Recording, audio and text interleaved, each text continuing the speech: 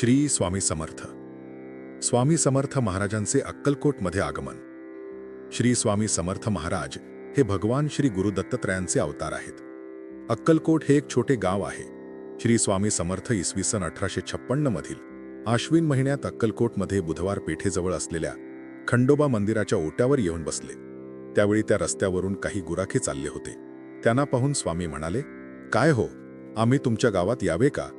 तेव्हा ते गुराखे म्हणाले, "हो, नक्की या, आमच्या घरची भाजी भाकरी खा." पण श्री स्वामी समर्थ गावात काही गेले नाहीत. उशाशी एक दगड घेऊन ते रात्रभर त्या ओट्यावरच झोपून राहिले.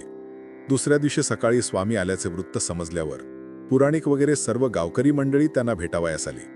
पुराणिकांनी स्वामींना आदराने आपल्या घरी नेले. तेथे त्यांची पत्नी नीराबाई हिने त्यांचे स्वागत केले व बशीत लाडू आणून दिला. तो स्वामींनी खाल्ला आणि त्या उभायत्यांचे भाग्य उजळले. त्यानंतर स्वामी जवळच्या गणपती मंदिरात गेले. तेथेही स्वामींच्या दर्शनासाठी खूप गर्दी झाली. गावात एक साक्षात्कारी साधू आल्याचे वृत्त समजताच अक्कलकोटचे मालोजी राजे आपल्या दाजीबा भोसले हया कारभाऱ्यासह स्वामींच्या दर्शनास आले. त्यांनी स्वामींना नारळ, हार अर्पण केला आणि अत्यादराने वंदन केले. तेव्हा स्वामींनी त्यांना स्वहस्ते श्रीफळ दिले आणि हार कारभाऱ्याच्या गळ्यात घातला. आपल्याजवळ असणारे कापाय वस्त्र म्हणजे भगवी वस्त्र स्वामींनी मालोजी राजांच्या अंगावर घातले. या कृतीने श्री स्वामींनी जणू राजांना आपल्या कृपेचे वस्त्रच पांघरविले.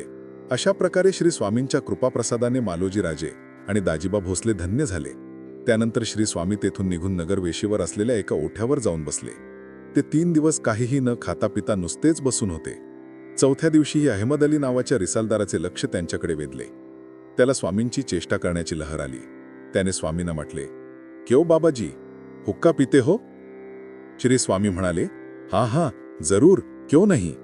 तेव्हा त्याने अग्नी न घालता एक चिलीम स्वामींना दिली. स्वामी पुढे काय करतात हे तो कुतूहलाने पाहू लागला. त्याचे कपट स्वामींच्या लक्षात आले होते, पण ते काहीही बोलले नाही. त्याने ती चिलीम न पेटवता तशीच होरली, तर त्यातून धूर बाहेर पडू लागला. हे पाहून अहमद रिसालदार घाबरला. हे कोणीतरी सत्पुरुष आहेत, आपण उगीचच यांची परीक्षा घेतली. या विचाराने तो त्यांना शरण गेला. पटकन त्यांचे पाय धरले आणि स्वामींची क्षमा मागितली. त्यानंतर श्री स्वामी तेथून निघून गेले आणि अशा प्रकारे श्री स्वामींबद्दल अहमद रिसालदारच्या मनात भक्तिभाव निर्माण झाला.